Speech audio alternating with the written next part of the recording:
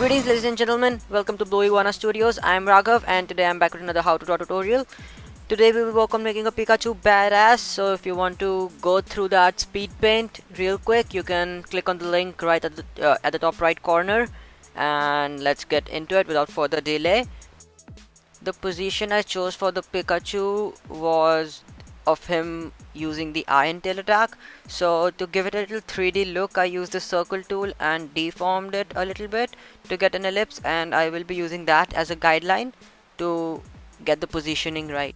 I did a little research on Pikachu beforehand and got to know that he is based on a Chinese rodent named Pika. So I will give him the rodent look which he deserves, and I will buff him up to make him look stronger. I am pretty much done with laying out a basic guideline structure, so I will start working on the main outlines, and I will start with the ears. Just normal ears, I will try not to mess with them because Pikachu is a very simple character and there is not much we can change about him, so I'll try to keep as many elements that he has with him and just change the appearance so that at least we can relate that he's Pikachu.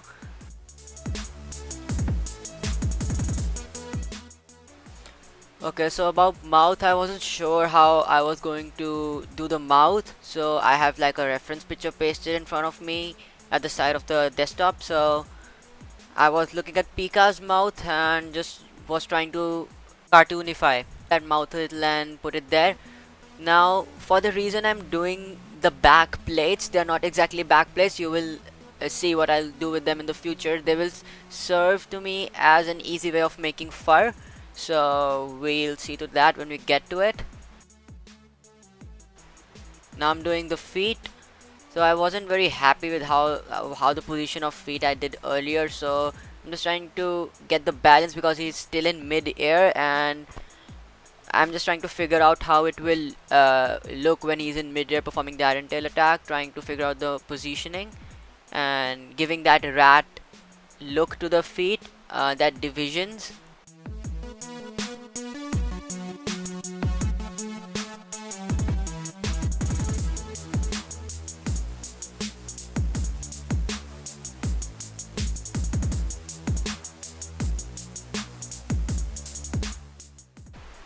Okay, so let's draw the arm that will be hidden behind the Pikachu, and just simply placing that arm there. Pikachu's tail is just normal simple angles, and we can't really change that because that will take the identity of Pikachu from him. I am still not satisfied with the positioning of the tail, so I will change it afterwards with the transform tool, but for now I'll just leave it there. I will now erase the guideline because I'm quite satisfied with the positioning of the Pikachu, and will start coloring. I will change the tail after a while, but for now I'll just let it be, and let's start with the yellow, and we will not change the shades of the colors because I don't want him to look anything else but Pikachu. So let's just start coloring. You will see the significance of these back plates in a while. I will now quickly lay down the basic color tones, that is yellow and brown. Yellow for the back and the front of the ears, and brown for legs, hands and face. So I'll see you after coloring.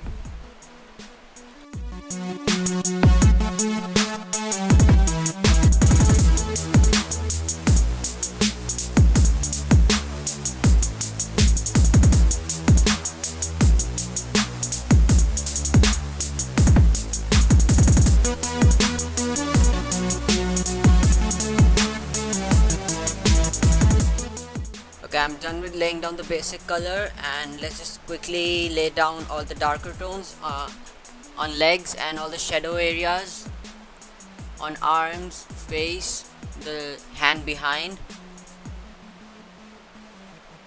And now I'll start working on the tail. So let's just lay down I will be making the tail glow at the end, so it doesn't really matter what kind of colors I put in. It will be glowing white at the end, so yeah. Let's just do a quick blend on that arm because I just grabbed the blender brush by mistake, and we'll start the cleaning of the drawing by grabbing that eraser tool and going all over the drawing with that eraser and erasing any extra lines that have gone out of the outline while we were coloring. So let's clean it up.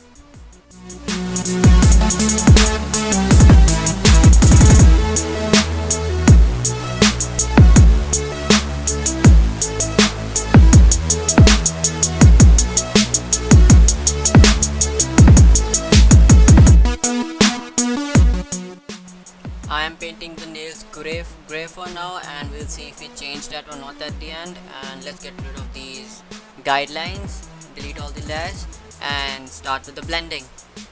I'm making the ears pointy and giving them a little depth, a little shape, so that it appears more realistic, because you don't really have those kinds of ears in reality. So yeah, I'll try to make the fur also, and just trying to blend all the shades together.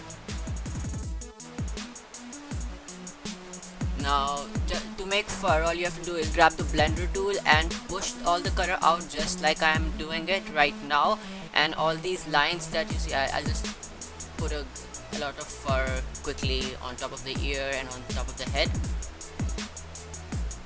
like that. And just pulling the color out with the blender brush, and with the settings on not too opaque or not too firm. So yeah, so now that we are here, what I'm doing here is just taking that blender brush and going back and forth really quickly towards the side on those black plates that I drew, which appear now as they are fur, because those are black lines, and when you blend that with yellow, it becomes dark yellow, and it gives it a shade, so it becomes a furry shade, which I was aiming at from the start. And this makes making fur so much easier. That makes your life hell lot easier and fun to make. So I placed a lot of fur at the back of the feet also, wherever I think that fur would be visible. I placed the fur there, and just grabbing different colors, different shades of grays and blacks, and blending them together to create that furry effect. Darker shades, lighter shades, and just blending it all out. Blender brush is my favorite brush. I use it a lot because it helps me pull things out, and I usually do that a lot, like pulling things out of place and just trying to get those extra thorns, extra furs. I'm a fan of thorns, so I'll just repair this tail very quickly and place it in a position that suits the drawing, because it wasn't really a good position for that. And just going back and forth on the layers and blending that out, putting that tail into the right position. Yeah.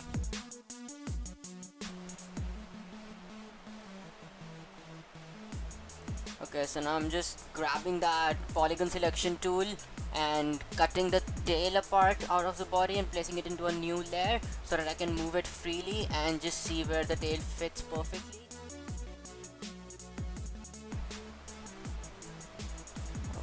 Let's just get a background going.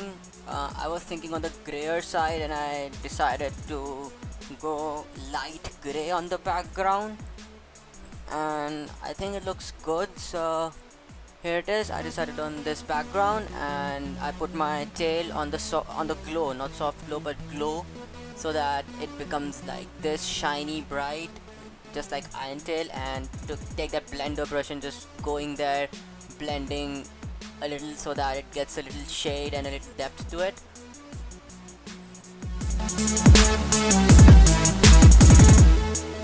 Okay, so basically now we have everything in place. All the color is laid down, we have a background placed, and we can move on to creating the outline of the whole structure. I will be using thicker and thinner lines for the outline, and I will see you after the outline. I will speed up this part a little because it gets boring just seeing me doing the outlines, and it is a long and cumbersome process. So let's just speed things up here a little, and I'll see you after the outline.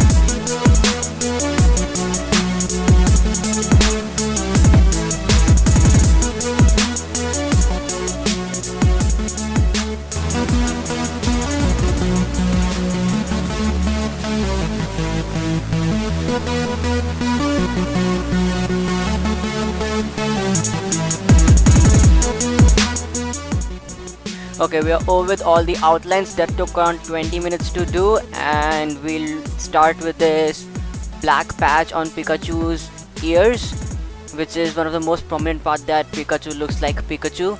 And I will do it in a furry kind of a form. So to convert it into a fur kind of a thing, all you need to do is put a black patch there, just like I'm doing right now, just grabbing each and every one of that spike of fur and filling it out with black.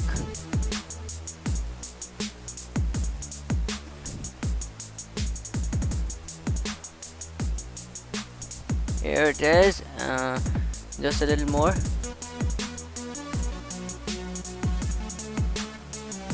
Once you're done with filling it out with black, you can just take the blender tool and again go back and forth to get those furry kind of effect going on, just like I'm doing it right now.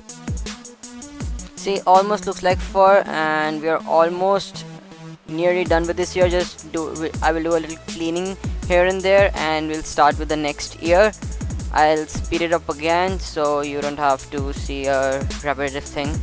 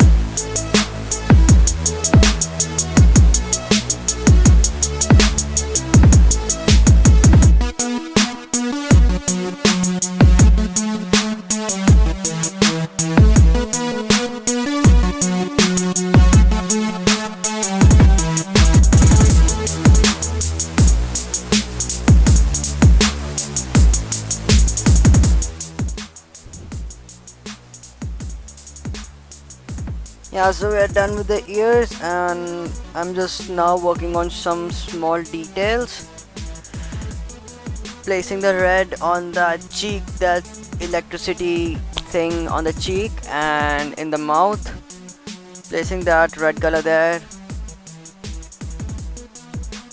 working on the eye,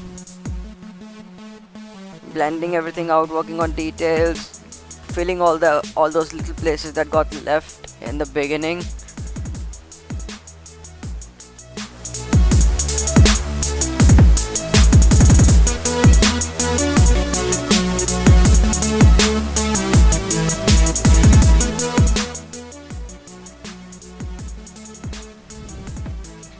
Now I'll grab the smudge tool and just define all the muscles that he should have, just to indicate the level of strength that this small creature has. Give him those big forearms, big biceps, all the muscles, and there it is, a big muscular Pikachu for you guys. Now let's just fill up those small areas of nails and all. Okay, I found this picture of Pikachu on the internet. I googled Pikachu and I just wanted these thunderbolts. I could have made them, but this just makes my work so easier. I'll just grab a small part of these thunderbolts, just one small part, just deform that in different ways, put it there, just copy and pasting everything out. That's why I love Sketchbook so much, Sketchbook Pro so much. It's so easy to use, and it's the most user-friendly software ever, and it's just not complicated. It has less tools, but still it's one of the best softwares for sketching and doing these kinds of drawings, because it just makes your work flow so quicker, and I love it. I'll just mirror the layer of this thunderbolt and paste it on the other side. Do the same thing, deform that, paste it and deform that again for the thunderbolts on the tail, and it's almost done. I'll just put these thunderbolts on the tail, give all the small little details, highlights, gouache works very quickly, and I'll see you at the end of the video.